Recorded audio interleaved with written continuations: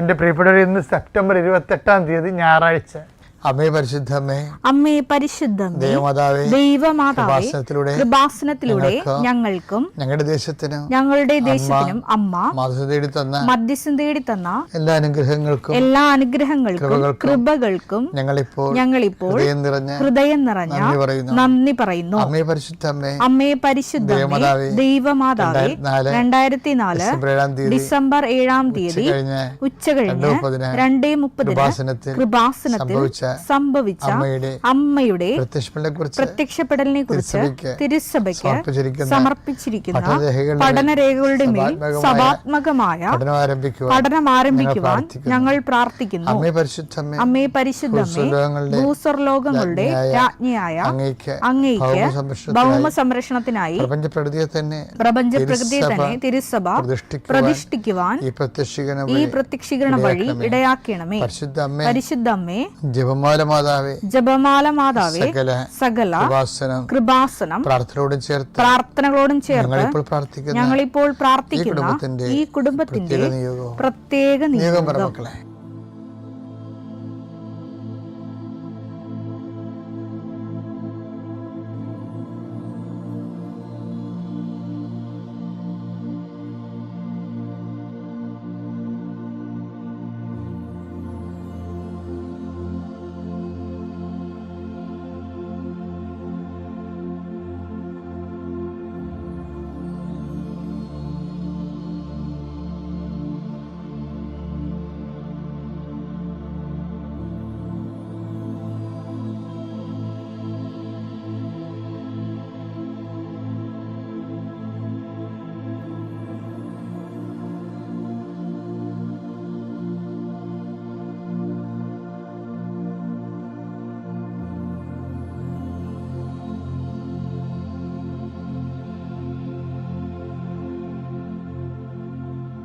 അമ്മയുടെ പ്രത്യക്ഷീകരണത്തിന്റെ ഈ അനുഗ്രഹവേളയിൽ ഞങ്ങൾക്ക് സാധിച്ചു തരുവാൻ കനിയണമേ.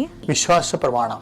സർവശക്തനായ പിതാവും ആകാശത്തിന്റെയും ഭൂമിയുടെയും സൃഷ്ടാവുമായ ദൈവത്തിൽ ഞാൻ വിശ്വസിക്കുന്നു. അവിടുത്തെ ഏകപുത്രനും ഞങ്ങളുടെ കർത്താവുമായ ഈശോ മിശിഹായിലും ഞാൻ വിശ്വസിക്കുന്നു.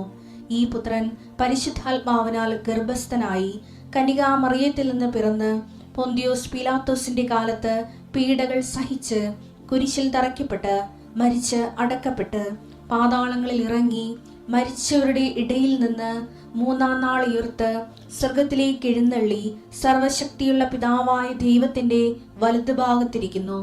അവിടെ നിന്ന് ജീവിക്കുന്നവരെയും മരിച്ചവരെയും വിധിക്കുവാൻ വരുമെന്നും ഞാൻ വിശ്വസിക്കുന്നു. പരിശുദ്ധാത്മാവിലും ഞാൻ വിശ്വസിക്കുന്നു. വിശുദ്ധ കത്തോലിക്കാ സഭയിലും പുണ്യവാന്മാരുടെ ഐക്യത്തിലും പാപങ്ങളുടെ മോചനത്തിലും ശരീരത്തിന്റെ ഉയർപ്പിലും നിത്യമായ ജീവിതത്തിലും ഞാൻ വിശ്വസിക്കുന്നു. ആമേൻ. സുഖസ്ഥനായ ഞങ്ങളുടെ പിതാവേ, അങ്ങയുടെ നാമം പൂജിതമാകണമേ. അങ്ങയുടെ രാജ്യം വരണമേ. അങ്ങയുടെ തിരുമനസ് സ്വർഗത്തിലെ പോലെ ഭൂമിയിലും ആകണമേ. അന്നു വേണ്ടുന്ന ആഹാരം ഇന്ന് ഞങ്ങൾക്ക് തരണമേ. ഞങ്ങളോട് തെറ്റ് ചെയ്യുന്നവരോട് ഞങ്ങൾ ക്ഷമിക്കുന്നത് പോലെ ഞങ്ങളുടെ തെറ്റുകൾ ഞങ്ങളോടും ക്ഷമിക്കണമേ. ഞങ്ങളെ പ്രലോഭനത്തിൽ ഉൾപ്പെടുത്തരുതേ, തിന്മയിൽ ഞങ്ങൾ രക്ഷിക്കണമേ. ആമേൻ. നന്മ നിറഞ്ഞ മറിയമേ, സ്വസ്തി. കർത്താവ് അങ്ങയുടെ കൂടെ സ്ത്രീകളിൽ അങ്ങ് അനുഗ്രഹിക്കപ്പെട്ടവളാകുന്നു.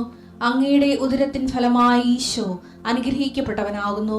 പരിശുദ്ധ മറിയമേ, തമ്പുരാന്റെ അമ്മേ, പാപികളായ ഞങ്ങൾക്ക് വേണ്ടി ഇപ്പോഴും ഞങ്ങളുടെ മരണസമയത്തും തമ്പുരാനോട് അപേക്ഷിക്കണമേ. ആമേൻ. എൻ്റെ കർത്താവിൻ്റെ ഉന്നതമായ നാമത്തിൽ, സഭയുടെ അധികാരത്തിൽ, കുരിശിൻ്റെ അടയാളത്തിൽ, ദൈവത്തിൻ്റെ ശക്തിയാൽ ഞാൻ നിങ്ങളുടെ വീടിനെയും നീ ഇരിക്കുന്ന ഇടങ്ങളെയും നീ വർക്ക് ചെയ്യുന്ന ഇടങ്ങളെയും കർത്താവിൻ്റെ നാമത്തിൽ ആശീർവദിക്കുന്നു. ദൈവത്തിലെ നീയുമായി ബന്ധപ്പെട്ട് നിന്റെ ജീവിതത്തിൽ ഇന്നത്തെ ജീവിതത്തിന് ആവശ്യമായ എല്ലാ സാധന സാമഗ്രികളെ, അത് ഫയലാകാം, പേപ്പറാകാം, വേറെ എന്ത് സംഭവമായ അത് കയ്യിലെടുത്തുകൊണ്ട് ആശീർവാദം മേടിക്കും. മക്കളെ, കർത്താവെ, കന്നുകാലി വളർത്തി ജീവിക്കുന്നവരുണ്ട്, കടകമ്പോളം ചെയ്ത് ജീവിക്കുന്നവരുണ്ട്, ബ്യൂട്ടി പാർലർ നടത്തി ജീവിക്കുന്നവരുണ്ട്, ഓരോരോ ചെറിയ ബിസിനസ് നടത്തിയിട്ട് ബേക്കറി നടത്തി ജീവിക്കുന്നവരുണ്ട്, ചെറുകിട വ്യവസായങ്ങൾ. കർത്താവെ, അവരുടെ ജീവിക്കാനുള്ള മാർഗം പോലും അല്ലെങ്കിൽ കിട്ടാത്ത അവസ്ഥയിൽ സങ്കടപ്പെട്ട് കണ്ണീരോടെ കട തുറക്കുകയും കണ്ണീരോടെ പൂട്ടുകയും ചെയ്യുന്നവരുണ്ട്. ഈശോയെ, അവരെ ഞാൻ അങ്ങയുടെ തിരുസനെ ഏൽപ്പിക്കുന്നു.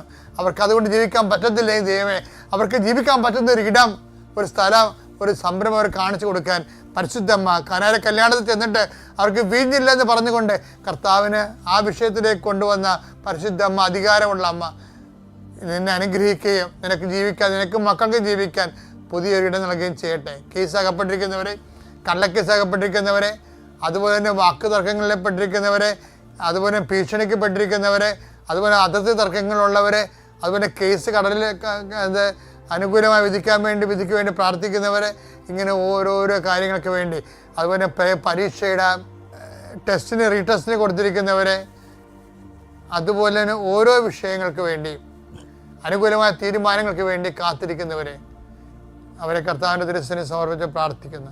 വിവാഹത്തിന് വേണ്ടി ഒരുങ്ങുന്നവരെ, വിവാഹത്തിൻ്റെ പണം സമ്പാദിക്കുന്നതിന് വേണ്ടിയുള്ള പരക്കമ്പാച നടത്തുന്നവരെ,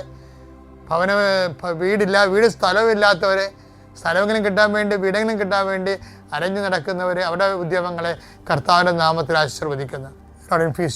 പവർ ആൻഡ് ഗ്രേസ്. ദൈവസ്നേഹമുള്ളവരാണെങ്കിൽ നമ്മളെ ആക്രമിച്ചാലും ശരി, പറയാനുള്ളത് നമ്മൾ പറയും. എന്താ കാര്യം? നമ്മൾ പറയണത് നമുക്ക് വേണ്ടിയല്ല, ദൈവത്തിന് വേണ്ടിയാണ് പറയണത്. അപ്പം തിന്മകൾ കണ്ടു കഴിഞ്ഞാൽ നയപരമായിട്ടെങ്കിലും നിങ്ങൾ അതിനെ സൂചിപ്പിക്കണം, അല്ലാതെ തിന്മകൾ നിങ്ങൾ സ്വാപ്പിട്ട് കളയരുത്. ഈ ലോകത്ത് ഏറ്റവും വലിയ കാര്യം തിന്മകളെ. ഇപ്പം കഴിഞ്ഞ ദിവസങ്ങളിൽ ഒരു ബിഗ് ബോസ് എന്തോ ഒരു പ്രോഗ്രാം ഇല്ലായിരുന്നോ? അപ്പോൾ ഒരു സ്ത്രീ അവിടെ നിന്നും പറഞ്ഞു, ഗേ സെക്സിനെ ഞങ്ങൾ വീട്ടിൽ പോലും കയറ്റത്തില്ലെന്ന് പറഞ്ഞേ അല്ലേ? അപ്പോൾ ഉടനെ അവിടെ നിന്നിരിക്കുന്ന ഒരു സിനിമാ നടൻ എന്നാ പറഞ്ഞത്, അങ്ങനൊന്നും പറയരുത്, നമ്മൾ ടോളറൻസ് ഉണ്ടാവണം നമുക്ക് അല്ലേ, ഞാനാണെങ്കിൽ അവരെ വീട്ടിൽ കയറ്റുമെന്ന് പറഞ്ഞു. അപ്പോൾ ഉടനെ കൈയടിച്ചെല്ലാവരും അല്ലേ? അതാണ് സമൂഹം അതാണ്. അതായത് പ്രകൃതി വിരുദ്ധമായൊരു കാര്യമാണ്. പ്രകൃതിക്കൊരു നിയമമുണ്ട്, ആ നിയമം എങ്കിലും പാലിക്കാൻ മനുഷ്യൻ ബാധ്യസ്ഥനാണ്, എങ്കിലും പാലിക്കാൻ. അപ്പോൾ അതിനേക്കാൾ താഴേക്ക് പോകുമ്പോൾ പ്രകൃതി വിരുദ്ധം മാത്രമല്ല, മനുഷ്യത്വരഹിതം കൂടിയായിട്ട് വരും അത്. പക്ഷേ എന്നാ പ്രശ്നം എന്ന് വെച്ച് കഴിഞ്ഞാൽ, അങ്ങനെ തിന്മകളെ നമ്മൾ പ്രോത്സാഹിപ്പിക്കാൻ തുടങ്ങിക്കഴിഞ്ഞാൽ നമുക്ക് ആൾക്കാരുടെ അപ്ലോസ് കിട്ടും, അതിനകത്ത് സംശയമൊന്നുമില്ല.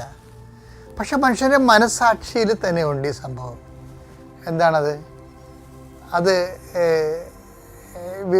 പ്രകൃതി വിരുദ്ധമായ ഒരു കാര്യമാണ്, മനുഷ്യത്തിന് അപമാനീകരിക്കേണ്ട ഒരു വിഷയമാണ്, മനുഷ്യൻ്റെ മാന്യതയെ കളങ്കപ്പെടുത്തുന്ന ഒരു കാര്യമാണത്.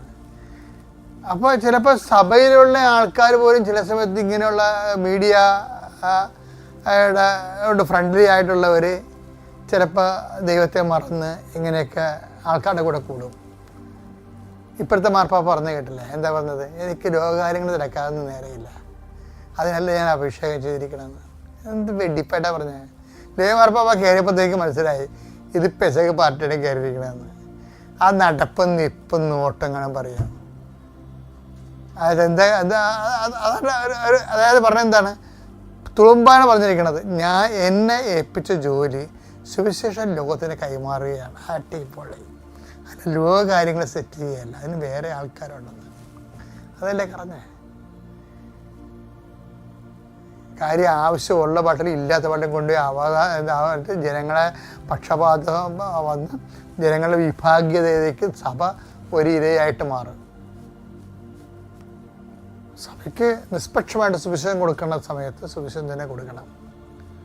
അതിനുവേണ്ടിയാണ് പാപ്പാസ്ഥാനം കൊടുത്തിരിക്കുന്നത്. അത് ലിയോ മാർപ്പാപ്പ ശരിക്കും നല്ല വിവേചനത്തോടെയാണ് സംസാരിച്ചത്.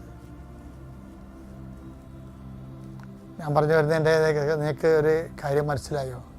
അതായത് ഓരോ അവസരങ്ങളും വരണതും പുതിയ ദൈവസ്നേഹത്താൽ നമ്മളെ ഈശോ അനുഗ്രഹിക്കാൻ വേണ്ടി നമ്മൾ ഓരോ ദിവസങ്ങളിൽ നിന്നാണ് നമ്മൾ കൃപയിൽ വളരണത്. ലൂക്കാ 12:32. ചെറിയ അജഗണമേ ഭയപ്പെടേണ്ട. ചെറിയ അജഗണമേ ഭയപ്പെടേണ്ട. വായിച്ചോ. എന്തെന്നാൽ നിങ്ങൾക്ക് രാജ്യം നൽകാൻ നിങ്ങളുടെ പിതാവ് പ്രസാദിച്ചിരിക്കുന്നു. അപ്പോൾ ദൈവത്തിൻ്റെ തിരുമനസ് നിറവേറാൻ ആഗ്രഹിക്കുന്ന ദൈവവചനത്തിന് കീഴ്പ്പെട്ട് നിൽക്കുന്ന നാരായണദാസൻ അതാണ്.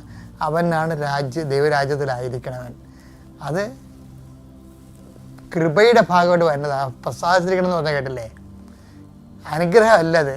ലോകരാജ്യത്തിലാണ് അനുഗ്രഹം. ലോകരാജ്യത്തുമുണ്ട് ഫിസിക്കൽ ഫേവേഴ്സ്. ദൈവരാജ്യത്തിൽ ദൈവരാജ്യം മാത്രമേ അത്. കൃപയുടെ ഫലം ദൈവരാജ്യമാണ്.